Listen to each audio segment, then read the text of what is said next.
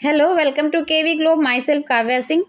आज की क्लास में हम जो करंट अफेयर डिस्कस करेंगे उससे कुछ इंपॉर्टेंट टॉपिक हैं, जिससे भारत में निर्मित सबसे तरल हाइड्रोजन जो टैंक है उसको समझेंगे और सरकार द्वारा जो प्रस्तावित नदियों के नए मॉडल के नाम रखे गए हैं वो भी देखे गए क्या रखे गए हैं। आउटलुक ट्रैवलर अवार्ड्स जो 2022 का है ये किसको मिला है। Child safety tool kit and cyber security up skilling programme ये भी समझेंगे। पीएम जनधन योजना इसके बारे में भी जानना है आज। एंड परमाणु परीक्षण के खिलाफ अंतर्राष्ट्रीय दिवस कब मनाया जाता है इसको भी आज डिटेल में डिस्कस करेंगे।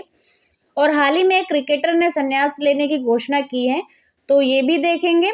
राष्ट्रपति द्रौपदी मुर्मू ने हाल ही में उच्च न्यायालय में कुछ अतिरिक्त न्यायाधीश नियुक्त किए हैं, तो कहाँ किए हैं, किसको किए हैं, ये भी आज की क्लास में समझेंगे। तो ये सारे टॉपिक जो भी हम लोग डिस्कस करने जा रहे हैं एग्जाम पॉइंट ऑफ व्यू से रिलेटेड मोस्ट इंपॉर्टेंट है, इसलिए ध्यान से देखिए क्लास पूरी, इसके बिल्कुल भी मत करिएगा। आज के क्वेश्चन स्टार्ट करने से पहले कल की क्लास का एक बार जल्दी से पहले रिवीजन कर लेते हैं। कल जो क्वेश्चन हमने डिस्कस किए थे कि विनाइल के बैनरों पर प्रतिबंध लगाया गया है, तो किस राज्य में लगाया गया है। आंध्र प्रदेश में लगाया गया है विनाइल के बैनरों पर प्रतिबंध। और जो भारत का सर्वश्रेष्ठ आकांक्षी जिला घोषित हुआ है ये कौन सा हुआ है, तो हरिद्वार को किया गया है। प्रधानमंत्री पद से निलंबित किए गए हैं, तो किस देश के प्रधानमंत्री हैं जिनको ये निलंबित किया गया प्रधानमंत्री पद से हाईकोर्ट द्वारा, तो ये थाईलैंड है। थाईलैंड के प्रधानमंत्री अपने पद से निलंबित कर दिए गए हैं। पूरी दुनिया में अकेले उड़ान भरने वाले सबसे कम उम्र के व्यक्ति हैं, तो ये जो बने हैं मैक रदरफोर्ड हैं।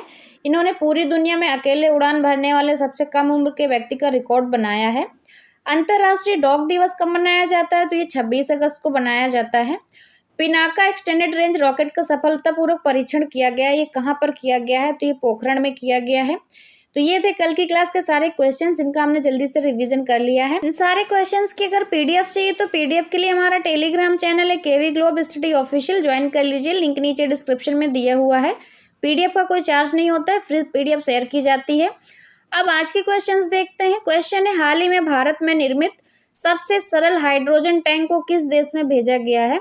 तो ये जो भारत में बनाया गया है सबसे सरल हाइड्रोजन टैंक ये भेजा गया है दक्षिण कोरिया। तो इसका सही आंसर हो जाएगा ऑप्शन ए। क्रायोजेनिक उपकरण और समाधान बनाने वाली जो कंपनी है आइनोक्सवा, इसने दक्षिण कोरिया को भारत में निर्मित सबसे बड़ा तरल हाइड्रोजन टैंक भेजा है। इस हाइड्रोजन टैंक की जो भंडारण क्षमता है वो 238 M3 है। इसका निर्यात कांडला से किया गया है। हाल ही में किस राज्य ने आउटलुक ट्रैवलर अवार्ड्स 2022 का रजत पुरस्कार जीता है। तो ये जो आउटलुक ट्रैवलर अवार्ड्स 2022 का रजत पुरस्कार है ये जीता है तमिलनाडु ने। तो इसका सही आंसर हो जाएगा ऑप्शन सी। तमिलनाडु में नीलगिरी और कोनूर ने देश में बेस्ट माउंटेन हिल व्यू डेस्टिनेशन के लिए ये आउटलुक ट्रैवलर अवार्ड्स 2022 का रजत पुरस्कार जीता है। ये जो आयोजन हुआ था कार्यक्रम का ये दिल्ली में हुआ था। ये दिल्ली में ये पुरस्कार दिया गया है। नेक्स्ट क्वेश्चन है, भारत सरकार द्वारा प्रस्तावित नदियों के सतत विकास के नए मॉडल का नाम क्या रखा गया है। तो भारत सरकार द्वारा जो प्रस्तावित है नदियां इनके विकास के नए मॉडल का जो नाम रखा गया है अर्थगंगा रखा गया है। इसका सही आंसर हो जाएगा ऑप्शन ए। ये नदियों के सतत विकास का नया मॉडल है जिसका उद्देश्य अर्थव्यवस्था के माध्यम से लोगों को नदी से जोड़ना है। इसके कार्य क्षेत्रों में शून्य बजट प्राकृतिक खेती होगी, मुद्रीकरण और कीचड़ और अपशिष्ट जल का पुनः उपयोग, आजीविका का सृजन यानी कि सार्वजनिक भागीदारी और पर्यटन भी शामिल है इसमें। तो ये जो पूरा मिशन है ये अर्थगंगा, इसीलिए इसका नाम अर्थगंगा मॉडल रखा गया है। नेक्स्ट क्वेश्चन है, किस प्रौद्योगिकी कंपनी ने चाइल्ड सेफ्टी टूल किट और cyber security up skilling programme जारी किया है। तो ये जो चाइल्ड सेफ्टी टूल किट और cyber security up skilling programme जारी किया गया है ये गूगल द्वारा जारी किया गया है। तो इसका सही आंसर हो जाएगा ऑप्शन ए। गूगल ने safer with Google initiative event के दूसरे संस्करण में कई बड़ी घोषणाएं की हैं। उनमें से कुछ देश भर में लगभग 1 लाख डेवलपर्स, आईटी और स्टार्टअप पेशेवरों के लिए चाइल्ड सेफ्टी टूल किट और cyber security up skilling programme है। नेक्स्ट क्वेश्चन है, प्रधानमंत्री जनधन योजना को कितने साल पूरे हो गए हैं।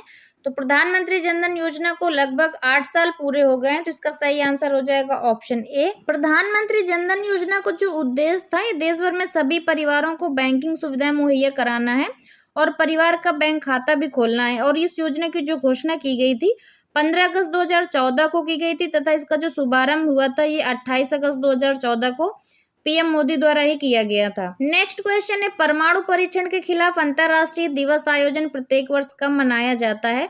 तो ये जो परमाणु परीक्षण के खिलाफ अंतर्राष्ट्रीय दिवस आयोजन मनाया जाता है हर साल 29 अगस्त को मनाया जाता है, और 29 अगस्त को ही नेशनल स्पोर्ट्स डे भी मनाया जाता है।